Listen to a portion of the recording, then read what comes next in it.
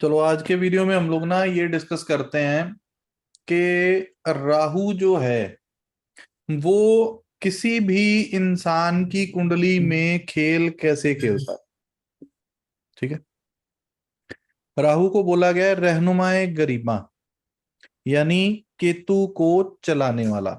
और एक जो मेरा ऑल टाइम फेवरेट श्लोक रहा है कि सपुर्दम बतो मैं ख्वैशरा तु दानी साबे कमो बेशरा।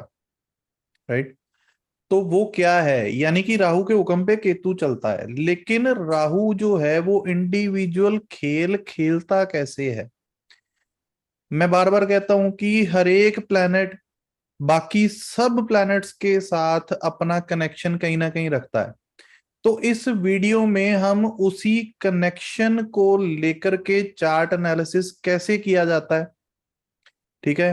राहु बाकी सब प्लैनेट्स और बाकी सब हाउसेस के साथ क्या कनेक्शन बना रहा है, और किस कनेक्शन के साथ क्या इवेंट हुआ, क्या सिम्टम्स आए, उन सब चीजों के बारे में इस वीडियो में डिटेल से बात करते हैं।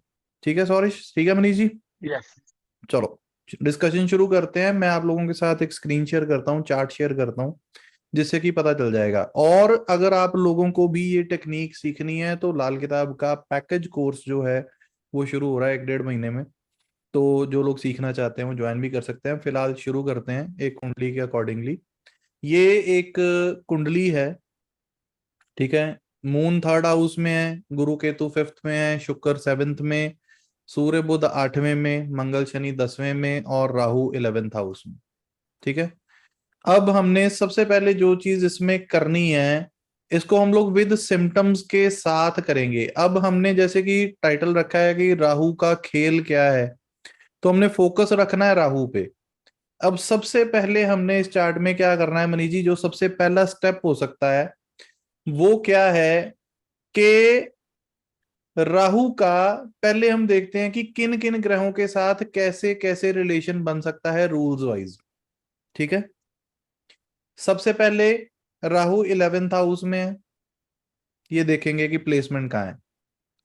राहु 11 होने की वजह से बृहस्पति खराब हो जाएगा। ठीक है जी। दूसरी चीज के राहु की तासीर शनि की होगी और असर वहां पहुंचेगा जहां पर कुंडली में गुरु बैठा हुआ हो, 11th हाउस का रूल। जी भैया।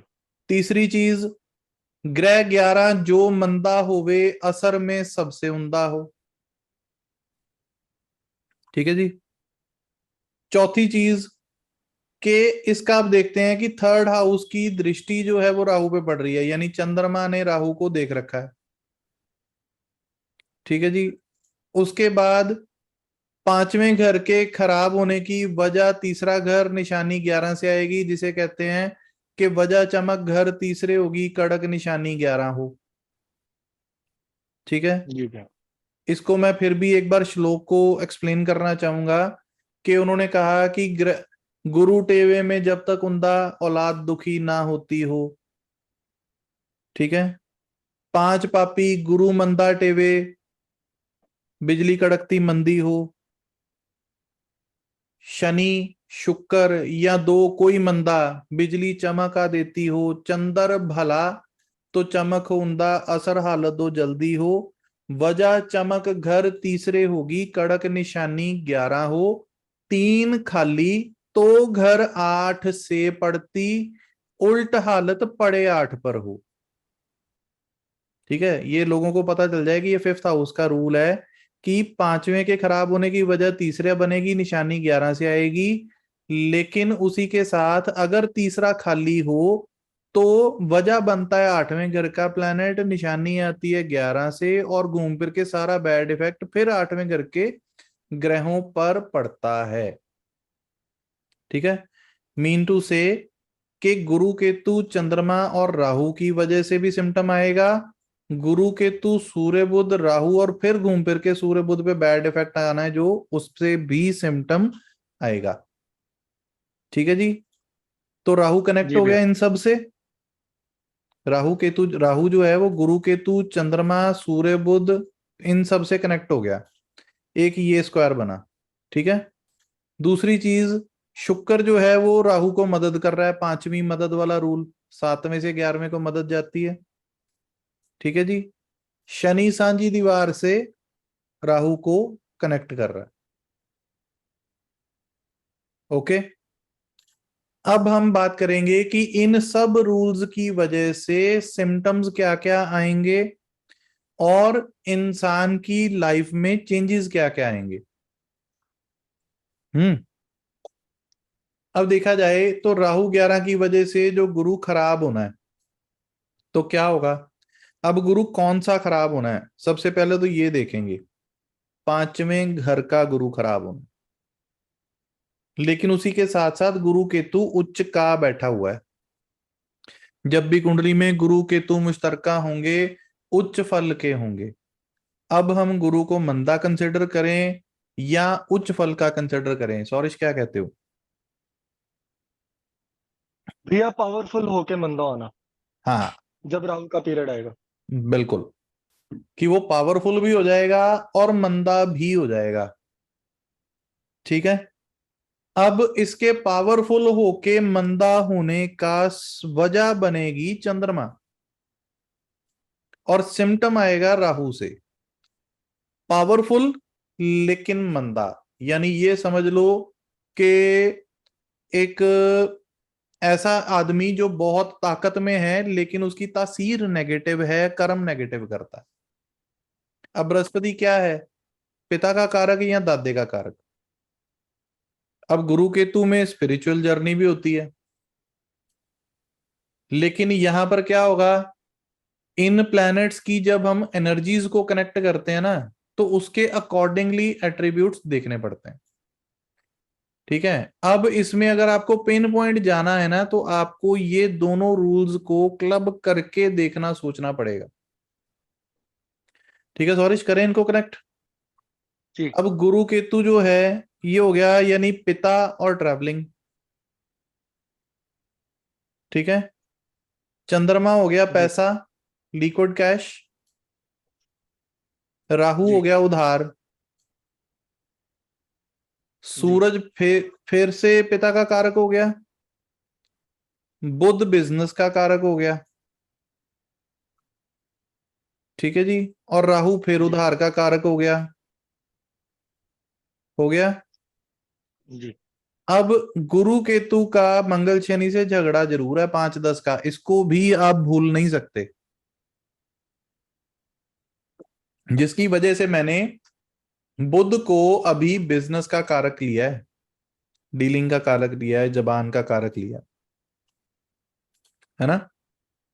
जी तो यहां पर क्या होगा कि पिता घूम फिर के पैसे उधार लगा के बिजनेस करके ट्रैवल करके बिजनेस अर्न करता रहा। इस शख्स के पिता ने घूम फिर के ट्रैवल करके मार्केटिंग करके अपने पैसे जनरेट किए।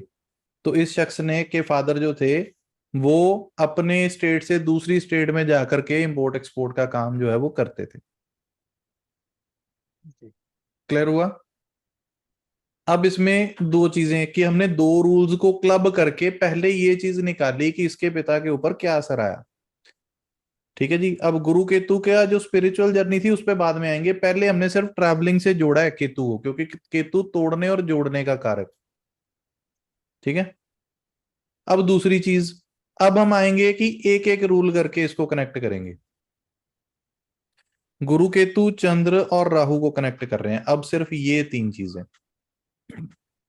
ठीक है। जी अब फिर से पिता का ट्रैवलिंग, फिर से पैसा, फिर से उधार। अब इसका मतलब क्या है, अब यहां पर ये रूल साथ में क्लब होगा कि जितना मंदा उतना उंदा। राहु 11वें में जितना मंदा होगा उतना उंदा होगा। ठीक है जी।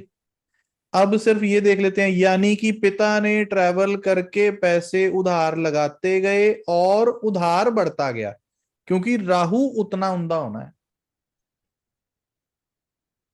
राहु ही बढ़ना ना, ग्रह 11वां में जितना मंदा उतना उंदा, जी तो उधार ही बढ़ना है ना। यानी कि इसके फादर ने जिन लोगों को भी उधार लगाया वो उधार वहीं पर बढ़ता चला गया। यानी बुक्स में इन्होंने लोगों से बहुत पैसा लेना हुआ होगा। जी ठीक है जी। अब दूसरे रूल पे आते हैं, 5 8 11 8। अब ये बृहस्पति दादा का कारक भी है, वो भी ट्रैवलिंग का ही काम करते थे। सूरज पिता का कारक है। ठीक है जी। यानी कि पिता दादा का बिजनेस। बुध क्या है? कारोबार, डीलिंग, पब्लिक डीलिंग सारी। राहु जी फिर उधार, यानी पिता दादा का काम इसी के फादर ने जाकर के खुद उधार लगाया। आई रिपीट, अब ये एरोज पे ध्यान देना। इस शख्स के फादर ने खुद जाकर के लोगों को उधार लगाया, और उल्ट हालत पड़े 8 पे हो। जब लगा दिया तो खुद डॉक्यूमेंट्स के धोखे खाए। थर्ड हाउस से सिर्फ उधार गया था। आठवां घर क्या है? वेस्टेज का, डैमेज का।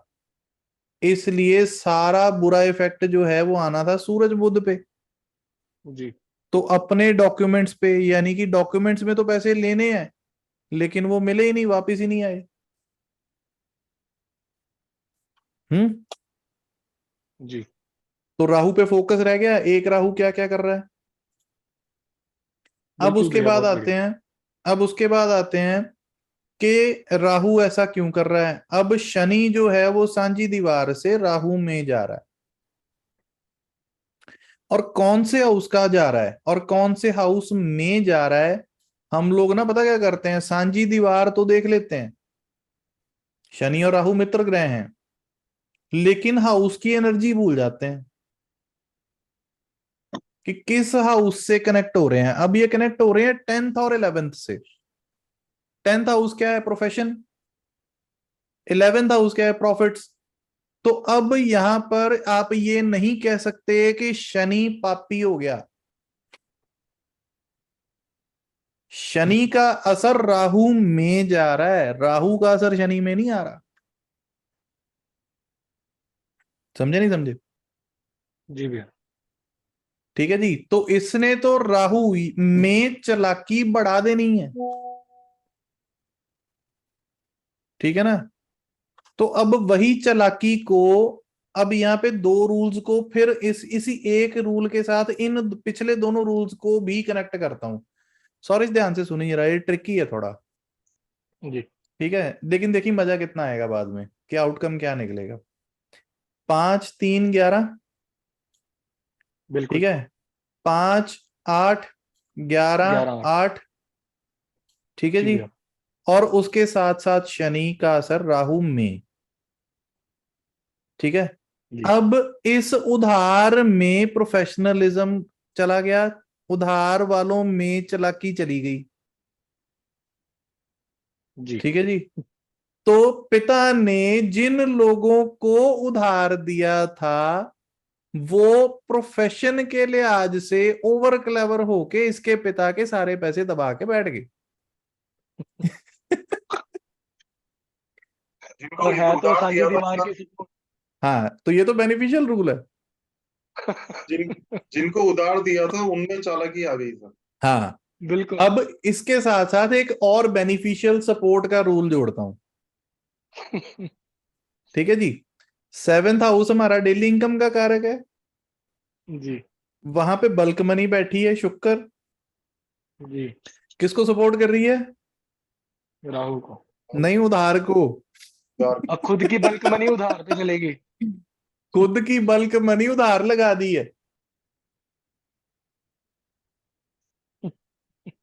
समझे नहीं समझे? है ये बेनिफिशियल सपोर्ट। तो भैया बेनिफिशियल। प्रॉब्लम यही होती है, जब जब कोई देखो ये रूल्स में ना बहुत लोगों को प्रॉब्लम है। वो हाँ। कहता है घर अपने से पांचवे दोस्त, तो सभी हम्म। समझ लेते हैं कि ये तो चाहे दुश्मन हो चाहे शत्रु हो, ये तो पॉजिटिव ही हाँ, करेंगे, तो वो बिल्कुल। सपोर्ट को पॉजिटिवली सोचते हैं। हाँ। लेकिन जैसे आप बार बार कहते हो कि सपोर्ट एक वर्ड है, तो हम्म। क्या आपको प्रधानमंत्री सपोर्ट कर रहे हैं कि कोई टेररिस्ट सपोर्ट कर रहा है, बिल्कुल, ये लोग भूल जाते हैं। वो भूल जाते हैं। वहीं पे तो ट्रिक होती है सारी कि ये क्या हो गया। बिल्कुल। अब ये अब देखो ना, ये देखो बेनिफिशियल सपोर्ट। 7th हाउस होता है रोजगार के पैसे, रोजाना के पैसे, और शुक्र वहां पे बैठा है, और हाँ शुक्र का ही पक्का घर है, बल्क मनी, बिल्कुल। जो पक्की बल्क मनी है हाँ वो उधार को सपोर्ट कर गई, यानी जो था वो बिल्कुल, सारा कुछ उधार पे लगा कर दिया, दिया। और वही वो चालाकी से दबा के बैठ गए। हम्म। ठीक है जी, और इसी चीज से वो परेशान है। हम्म। ठीक है, अब मंगल शनि में क्या लिखा है उन्होंने, अभी इस ड्राइंग्स को हटा रहा हूं, मंगल शनि में क्या लिखा है, बिना लिखे पढ़े पैसे ना दें, राइट। और जी भैया। उसके साथ साथ 10वें घर के प्लैनेट ने 8वें घर के प्लैनेट्स की वजह से डबल मंदा हो जाना है। जी, वहां भी बुध बैठा है, डॉक्यूमेंट्स का कारक। बिल्कुल, सूर्य सरकार, एवरी ठीक है जी। डॉक्यूमेंट इज अ गवर्नमेंट और डॉक्यूमेंट अगर आउटपुट। 10th हाउस के प्लैनेट ने 8th हाउस के प्लैनेट्स की वजह से डबल मंदा होना है, तो पहले वो तो देखो। अब यहां पर मैं आप लोगों को एक चीज बताता हूं, ठीक है, खास ध्यान देना। सॉरी, एक हमने ना बिल्कुल स्टार्टिंग में जब हम लोग हाउसेस पढ़ते हैं, ठीक है, ये खाना नंबर 12 में एक रूल लिखा हुआ है। अगर आप व्यूअर्स जितने भी हैं, अगर उनके पास लाल किताब हो, खोल के देखो। आई थिंक सॉरी खोलेगा, है बुक अभी पास में? जी जी जी। ठीक है, पेज नंबर 89 या 90 होगा, खोलना जरा। मनीष जी आप भी खोलो, बाकी सब भी खोलो। हाँ जी सर। इसकी ना I think third last line होगी, उसमें उन्होंने लिखा है कि बुध 8 शनि 12, एग्जाम्पल है वहां पे। 89 पेज है जी। हम्म, थर्ड लास्ट या फोर्थ लास्ट लाइन होगी कि 8 और नंबर 12 आठ में अगर मंदा दुश्मन और ग्रह नंबर हों, 9। जी। हाँ है वहां सर। पे बुध 8 शनि 12 के एग्जाम्पल, वो लाइन पढ़ना जरा।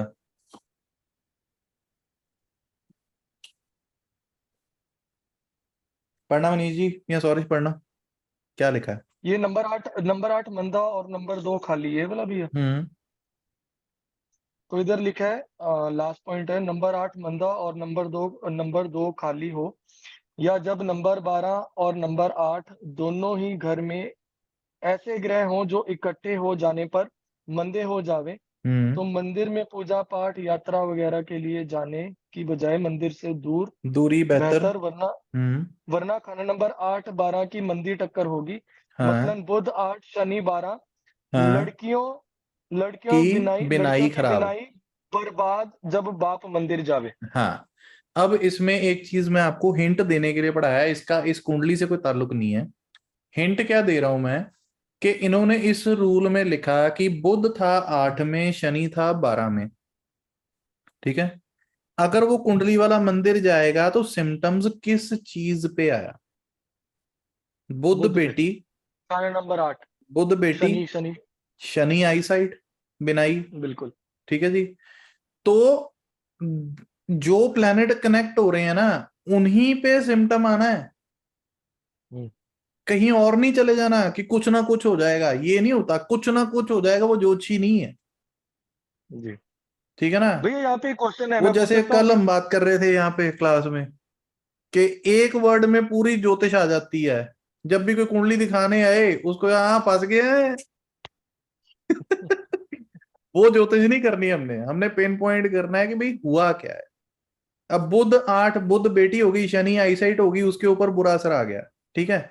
अब वैसे ही इस चार्ट में होना है कि, ये दोबारा देखो स्क्रीन, भैया कि 8 और 12 का हाँ, भी एक क्वेश्चन है, तो प्रॉब्लम तो बुध को आई ना, 8वें घर के ग्रह को प्रॉब्लम आई, कि नहीं 12वें घर के ग्रह को भी आएगी? नहीं, दोनों को आएगी, दोनों को आएगी। अच्छा। कारण सुन ले, कारण ऐसा है कि बुध 8 उन्होंने व्याकरण में लिखा हमेशा मंदा, बशर्ते अकेला हो। हम्म। बुध 8 अगर अकेला है तो हमेशा मंदा है, जी। अकेला होना चाहिए। दूसरी चीज कि अब बुध 8 ने शनि को देखा था, शनि 12 में बुरा नहीं होता, हम्म। लेकिन अगर कोई उसे बुरा प्लेनेट देख के अपना असर उसमें डाल देगा, फिर तो बुरा हो जाएगा ना, हम्म। ठीक है ना। तो उनका इसलिए शॉर्ट बुध सर्किट। मंदे बुध ने जब शनि को देखा तो उसने आई साइड में प्रॉब्लम दी। आईसाइट बेटी की, तो ऐसे हाँ चाचे को भी दिमागी प्रॉब्लम कोई कह सकते हैं अपन? बिल्कुल हो सकती है, ठीक है। शनि चाचा बुध दिमाग। व्यापार में डीलिंग करने के लिए बोली खराब हो सकती है, क्योंकि डॉक्यूमेंट में शनि प्रॉब्लम बिजनेस है। डॉक्यूमेंट्स में प्रॉब्लम व्यापार को खराब कर सकती है, ठीक है ना। अब यहां पर सेम चीज इस चार्ट में हो रही है। अब देखो ये 10th हाउस में जो मंगल शनि है, ठीक है, इस मंगल शनि ने करना क्या है, ये खराब किस वजह से हो रहे हैं, ये खराब हो रहे हैं इस सूर्य और बुध की वजह से, ठीक है। अब मंगल शनि क्या है, मंगल कॉन्टेक्ट्स, शनि व्यापार, शनि बिजनेस, धंधा। यानी कि आपके कमर्शियल कॉन्टेक्ट्स, जी ठीक है जी। और सूरज क्या है, 8वें घर का, कि भाई बाहर ही नहीं निकल सकता। बुध 8, डॉक्यूमेंट्स, यानी कि आपके कमर्शियल कॉन्टेक्ट्स डॉक्यूमेंट्स में आपके पैसे फंसा के आपके कारोबार को खराब करेंगे। अगर 10वें घर में प्लैनेट है तो 8वां में क्या है जो उसको खराब करेगा, कारोबार के खराबी होने की वजह क्या बनेगा, समझे, जी। ठीक है ना। तो एक ही इवेंट कितने रूल प्रॉमिस कर रहे हैं, ठीक भैया है, अभी एक रूल रह यहां गया से है, भी एक और रूल और। यहां से भी, क्या, तासीर शनि वो होता है सर, उसका फिर जाके हाँ, गुरु जाके वहां पर भी आ रहे हैं। अब ये जो राहु है, ये गुरु और शनि के घर में बैठा है, ठीक है जी। भैया इस, बाकी हटा दो, चाहे थोड़ा सा कंफ्यूजन हो जाएगा नहीं तो। हाँ, व्यूअर्स अब को। इस राहु की हम लोग बात कर रहे हैं, ठीक है जी। अब राहु को मैंने मंगल की शेप में रखा है कि कंट्रोल में आ जाए, ठीक है। अब राहु को हमने देखना है, अब इसकी जो तासीर है वो शनि की है, ठीक है। असर आना है उसका इस हाउस में, बृहस्पति में नहीं आना। जी बृहस्पति जहां टेवे बैठा हो, यानी 5वें घर में, ठीक है जी। अब इस राहु का असर पहुंचना है खाना नंबर 5 में, तासीर शनि की। अब शनि की तासीर क्या हो सकती है 10th हाउस में, कि बिजनेस करना, मेहनती बंदा, यानी कि फादर की तासीर सोच थी कि मैंने कारोबार में मेहनत करनी है, और फ्यूचर, 5वां घर क्या है, मुस्तकबिल, बच्चे, अपना अपने बच्चों का फ्यूचर सेट करना है, सोच तो यही थी,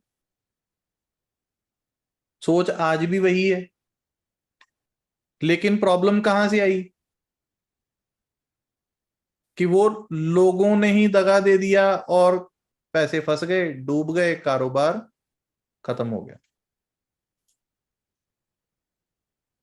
क्लियर हुआ कि अब एक राहु ने जो खेल खेला वो कहां ले गया बंदे को, उसका पूरा अपना भी और बच्चों का भी फ्यूचर तक उड़ गया।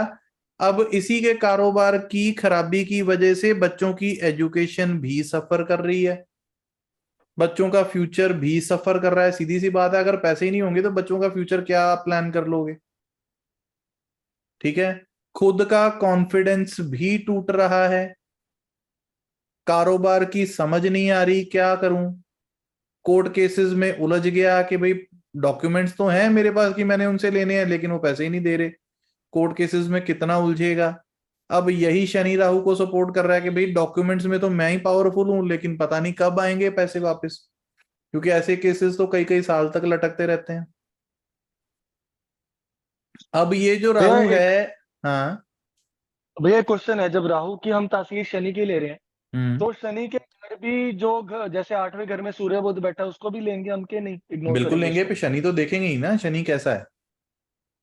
हम्म, शनि के घरों में सूरज बुध बैठा हुआ है तो 8वें घर में, तो सरकार भी कितना फेवर कर देगी। और इसका बृहस्पति 5वें में तो होता ही बुध जैसा है, बिल्कुल। ठीक है ना। हम रूल्स को कभी भी डिनाई नहीं कर सकते। और ऐसे लोगों को वहम भी रहेंगे कि किसी ने कुछ किया कराया कर दिया। बिल्कुल रहेंगे। 8वां बुध, भूतों की खुराक, लिखा है ना। जी भैया। ऐसे बंदे के घर में जब ये सारे सिम्टम्स होने हैं तो आप बता सकते हो, याद है सॉरी आपको, कि हमने सज्जन को बोला था कि भाई तेरे घर में खून के छींटे पड़ने हैं, रात को कह के हटे हैं, सुबह पड़ गए। सुबह सुबह पड़ गया था। और उसकी मम्मी शुरू होगी हाय कुछ कर दिया, तो वो कहता बैठ जाओ आराम ना, रात को पाजी ने बताया था कि चिट्ठे पढ़ने।